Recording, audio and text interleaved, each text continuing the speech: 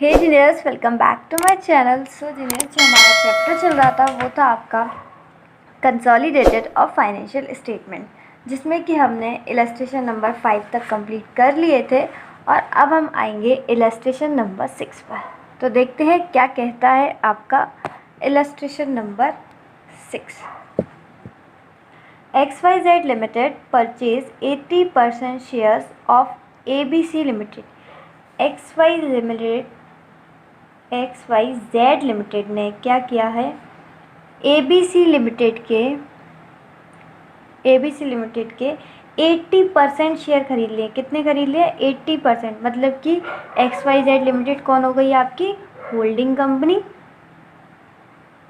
और ABC limited हो गई आपकी subsidiary company. The issued capital of ABC Limited on 1st January 2016 was 1 lakh। अब आपको ABC लिमिटेड की क्या बताई गई है? शेयर कैपिटल कितनी है? 1 लाख, और उनका P&L अकाउंट 60,000। ठीक है। ड्यूरिंग द ईयर एंडेड 31 मार्च 2016, यानी कि जब खरीदे कब थे? 1 जनवरी 2016। उस दिन का प्रॉफिट बता दिया आपको, शेयर कैपिटल बता दिया। अब साल के अंत में ABC लिमिटेड ने क्या किया? अर्न किया प्रॉफिट कितना? 20,000 का। And at year end declared and paid a dividend, और उन्होंने 30,000 का डिविडेंड भी पे किया। अब हमें क्या करना है? क्वेश्चन की रिक्वायरमेंट क्या है? शो बाय एन एंट्री, एक एंट्री पास करनी है जिससे हमें बताना है how the dividend should be recorded in the books of XYZ limited. किसकी बुक्स में बताना है? बोलो, XYZ लिमिटेड। जिसने इसके शेयर्स खरीदे हैं तो उसको डिविडेंड मिला होगा। शेयर्स खरीदे हैं तो डिविडेंड मिला होगा। उस डिविडेंड का XYZ लिमिटेड ने किस तरीके से ट्रीटमेंट किया है वो हमें शो करना है। कैसे शो करेंगे हम? By an entry. और सेकंड रिक्वायरमेंट, ये फर्स्ट रिक्वायरमेंट है क्वेश्चन की, और सेकंड रिक्वायरमेंट क्या है? देखो, what is the amount of minority interest. Minority interest का हमें अमाउंट निकालना है। कब कब? एज ऑन 1 जनवरी 2016, यानी जब मेजॉरिटी यानी कि होल्डिंग कंपनी ने शेयर्स खरीदे थे तब माइनॉरिटी का कितना था इंटरेस्ट, और साल के अंत में 31 दिसंबर 2016 का कब था। तो उम्मीद है आपको क्वेश्चन थोड़ा बहुत समझ में आया हो। वैसे हम जब क्वेश्चन करेंगे, सॉल्यूशन करेंगे, तभी आपको और अच्छे से समझ में आएगा। तो चलो फटाफट आते हैं अपनी सॉल्यूशन बुक पर। Illustration number 6। तो देखो, जो क्वेश्चन की पहली रिक्वायरमेंट थी वो थी आपकी डिविडेंड की हमें एंट्री पास करनी है। डिविडेंड की हमें एंट्री पास करनी है। मैंने आपको कंप्लीट रिवीजन की जब वीडियो कराई थी CFS में, तो एक बात समझाई थी कि डिविडेंड जो है वो अगर प्री एक्विजिशन प्रॉफिट में से दे रखा है, प्री एक्विजिशन प्रॉफिट में से दे रखा है, तो उसे हम बोलते हैं प्री एक्विजिशन डिविडेंड। और इसका ट्रीटमेंट क्या होता है? इसको हम मानते हैं कॉस्ट ऑफ रिकवरी को, तो हम इसको रिकवरी ऑफ इन्वेस्टमेंट मानते हैं, इन्वेस्टमेंट की रिकवरी मानते हैं। और इसे हम क्या करते हैं? इन्वेस्टमेंट को कर देते हैं हम क्रेडिट। इन्वेस्टमेंट को हम क्या कर देते हैं? क्रेडिट। और अगर ये डिविडेंड आपका पोस्ट एक्विजिशन से दे रखा हो, कहाँ से दे रखा हो? पोस्ट एक्विजिशन प्रॉफिट से अगर ये डिविडेंड दिया है तो हम उसको बोलते हैं पोस्ट एक्विजिशन डिविडेंड। सिंपल सी बात है। और ये कहाँ पर आएगा? आपका P&L अकाउंट में। कहाँ पर जाएगा? P&L अकाउंट में। तो समझ में आया? अगर ये प्री एक्विजिशन प्रॉफिट में से जाएगा तो इन्वेस्टमेंट की रिकवरी मानेंगे, और अगर पोस्ट एक्विजिशन प्रॉफिट में से दिया होगा तो P&L में से कहाँ जाएगा? ये P&L में। अब हमें पता करना है 20,000 प्री एक्विजिशन में से दे रखा है या पोस्ट एक्विजिशन। तो क्वेश्चन में कुछ भी स्पेसिफाइड नहीं था। एक सेकेंड, 20,000 नहीं है आपका डिविडेंड, 30,000 है। ठीक है। डिविडेंड अब मुझे पता ये करना है कि ये 30,000 जो डिविडेंड है वो प्री प्रॉफिट में से दे रखा है या पोस्ट प्रॉफिट में से। ठीक है। अब जैसे कि मैंने आपको बोला क्वेश्चन में कोई भी इसकी इन्फॉर्मेशन नहीं दे रखी, तो जिस तरीके से इंस्टीट्यूट ने इसे किया है उसी तरीके से हम करेंगे। इंस्टीट्यूट ने अजम्पशन ली है कि 30,000 का जो प्रॉफिट है, 30,000 का जो डिविडेंड है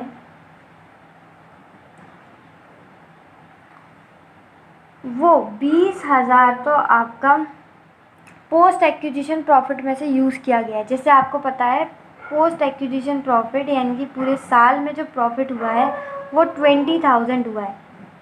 तो ये बोलना चाह रहे हैं कि जो ये 30,000 का डिविडेंड है, जो ये 30,000 का डिविडेंड है उसमें से 20,000 का डिविडेंड कहाँ से आया है बोलो? पोस्ट एक्विजिशन में से, पोस्ट एक्विजिशन पे। तो सिंपल सी बात है, अगर 30,000 का डिविडेंड दिया है हमने, 20,000 का पोस्ट में से आया है, तो 10,000 का कहाँ से आया होगा आपका? Pre acquisition profit. कहाँ से आया होगा? Pre acquisition profit. यानी कि 30,000 का जो डिविडेंड है, 10,000 तो आया है आपका प्री एक्विजिशन प्रॉफिट में से और 20,000 का आया है आपका पोस्ट एक्विजिशन प्रॉफिट। तो 10,000 को हम क्या मानेंगे? प्री एक्विजिशन डिविडेंड, 20,000 को मानेंगे पोस्ट एक्विजिशन। अब रुकना एक सेकेंड, ये जो 10,000 20,000 है ये आपका टोटल है, मतलब ये माइनॉरिटी का भी है और मेजॉरिटी का। हमें किसकी एंट्री करनी है बोलो? मेजॉरिटी की, यानी कि होल्डिंग कंपनी की। तो हमें मेजॉरिटी का शेयर निकालना पड़ेगा। तो स्टार्टिंग में ही उन्होंने बोला था कि मेजॉरिटी ने कितने खरीदे आपके? 80% के शेयर।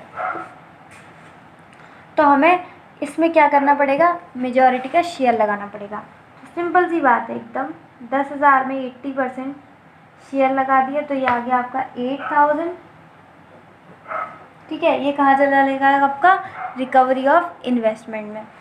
और 20,000 में 80%, तो ये आपका 2 8 से 16, ये आपका आ गया 16,000। ये 16,000 हमारा कहाँ चला जाएगा? P&L में। तो समझ में आया? 30,000 का डिविडेंड था, 30,000 का डिविडेंड कैसे मिला? 20,000 तो नया जो प्रॉफिट अभी हुआ है उसका यूज़ करके।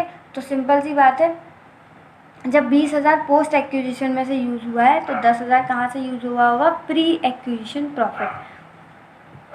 अब प्री एक्विजिशन प्रॉफिट का हमें क्या करते हैं?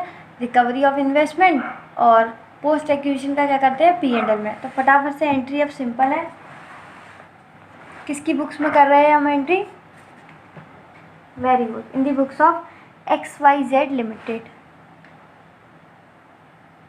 इन दी बुक्स ऑफ XYZ लिमिटेड। ठीक है, क्या कर रहे हैं? General entries. सिंपल सा फॉर्मेट आपका डेबिट अमाउंट और क्रेडिट अमाउंट।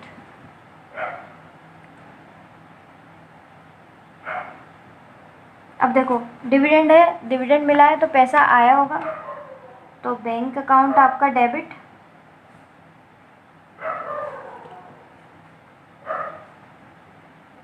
P&L में आपका कितना जाएगा? देखो डिविडेंड P&L में जाएगा आपका 16,000।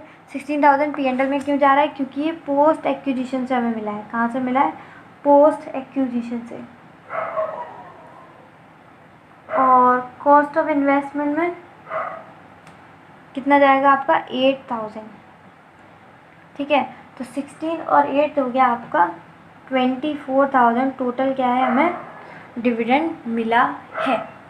ठीक है, 30,000 का 80% अगर हम करेंगे, 8 3 24, 24,000। 24,000 हमें 30,000 किसको डिविडेंड मिला है? सबको, माइनॉरिटी को भी मेजॉरिटी को भी। लेकिन मेजॉरिटी का शेयर कितना है?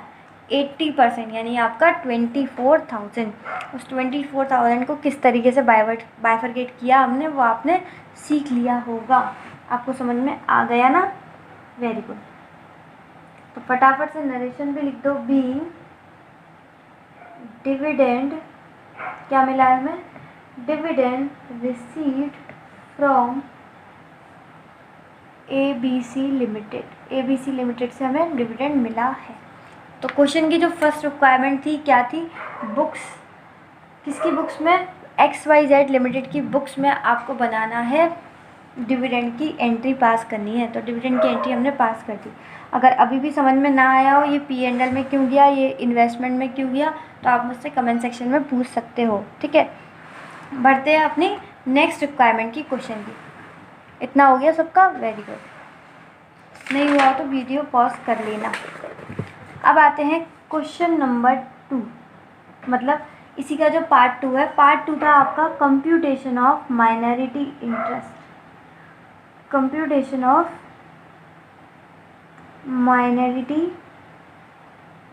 माइनॉरिटी इंटरेस्ट आपको निकालना है 2 टाइम पर। एक निकालना है आपको एज ऑन 1 Jan 2016, 1 Jan 2016, ठीक है। तो हमें देखना पड़ेगा, अच्छा माइनॉरिटी का इंटरेस्ट मैंने आपको बताया था ना, क्या शेयर कैपिटल में भी होगा और आपका प्रॉफिट्स में भी होगा। तो एज ऑन 1 Jan 2016 को हमें देखना है कि शेयर कैपिटल कितना है 1 लाख और ये प्रॉफिट्स कितने हैं 60,000। तो शेयर कैपिटल है आपकी 1 लाख और प्रॉफिट्स कितने हैं आपके 60,000। तो टोटल हो गया आपका 1,60,000। ये है आपका शेयर कैपिटल और ये है आपके प्रॉफिट्स। अब 1,60,000 तो सबका है। अब 1,60,000 में हमें देखना पड़ेगा माइनॉरिटी का कितना है। तो माइनॉरिटी का हमें शेयर लगाना पड़ेगा। तो ये बताओ मेजॉरिटी का शेयर अगर 80% है, मेजॉरिटी का शेयर अगर 80% है तो माइनॉरिटी का कितना होगा बोलो। Very good, 20%।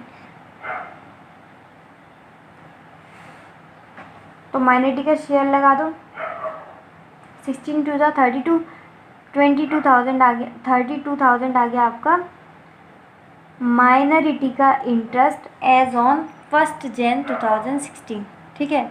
बस क्वेश्चन ख़त्म ही होने वाला है आपका। लास्ट पार्ट रह गया आपका सेकंड पार्ट का, आपका सेकंड 2 का 2। इसमें भी आपको माइनॉरिटी इंटरेस्ट कैलकुलेट करना है, लेकिन कब करना है, एज ऑन बोलो 31 December 2016। अब हमें 31 दिसंबर को देखना है। तो देखो शेयर कैपिटल तो आपकी उतनी ही थी, शेयर कैपिटल तो आपकी 1 लाख, पुराने प्रॉफिट्स थे आपके 60,000 और नए प्रॉफिट जो ड्यूरिंग द ईयर प्रॉफिट ये थे आपके पुराने और ये प्रॉफिट नए हो गए। नए प्रॉफिट्स बोलो कितने हो गए 20,000। नए प्रॉफिट्स बोलो कितने हो गए 20,000। अब ये जो शेयर कैपिटल है ये तो ऐसी की ऐसी रही। बीच में क्या हुआ, डिविडेंड मिल गया। डिविडेंड मिल गया बीच में, मतलब साल के एंड में मिल गया। इन दोनों के बीच में कह रहे हैं, इसमें क्या हो गया, डिविडेंड मिल गया। यानी डिविडेंड कहाँ से मिला बोलो, 30,000 मिला है टोटल। 30,000, 20,000 तो हम बोल रहे हैं कि वो पोस्ट में से मिला है। इसका हमें क्या मिल गया, डिविडेंड मिल गया। और 10,000 कहाँ से मिला है बोलो, 10,000 आपका मिला है प्री एक्विजिशन प्रॉफिट। 30,000 पूरा डिविडेंड मिला है। 30,000 ये मैंने अभी थोड़ी देर पहले ही आपको मैंने बताया था 30,000 डिविडेंड मिला है।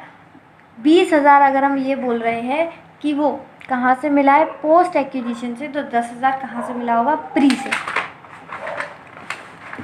तो यहाँ से हमने माइनस कर दिया आपका डिविडेंड। 20,000 माइनस कर दिया मैंने पोस्ट में से और 10,000 माइनस कर दिया मैंने प्री में से।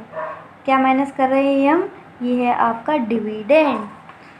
तो बोलो अब कितने प्रॉफिट्स बचे आपके 50,000 और यहाँ आपका 0 और ऊपर शेयर कैपिटल कितनी है, शेयर कैपिटल पूरी आपकी 1 लाख। तो बताओ कितना हो गया, 1 लाख प्लस 50,000 प्लस 0, ये आपका हो गया 1,50,000। 1,50,000। अब 1,50,000 में हमें देखना है माइनॉरिटी का कितना शेयर है। तो 1,50,000 में हम लगाएंगे 20% और आपका ये आ जाएगा 30,000।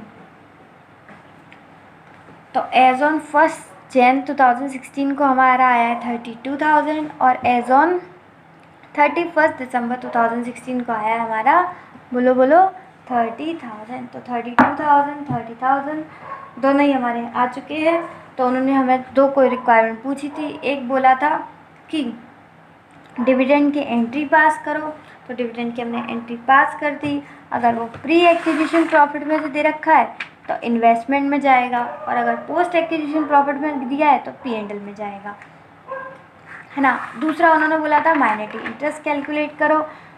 कब कब कैलकुलेट करो? 1 जनवरी को और 31 दिसंबर को।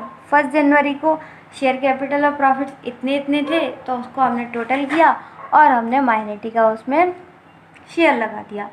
फिर as on 31 December 2016 share capital इतनी थी, पुराने प्रॉफिट्स इतने थे, नए प्रॉफिट्स इतने हुए, लेकिन हमने बीच में डिविडेंड भी दे दिया। डिविडेंड हमने पोस्ट में से दिया 20,000 और दिया 10,000 प्री में से, तो वो दोनों हमने माइनस करके नए प्रॉफिट हमें पता चल गए कि अब 31 दिसंबर 2016 को प्रॉफिट कितना है।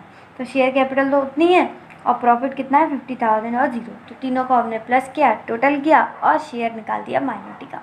उम्मीद है आपको पूरा क्वेश्चन समझ में आया हो। अगर क्वेश्चन समझ में आया हो तो मुझे कमेंट सेक्शन में ज़रूर अपना फीडबैक दे देना, ठीक है। मिलते हैं नेक्स्ट वीडियो में, तब तक के लिए बाय बाय।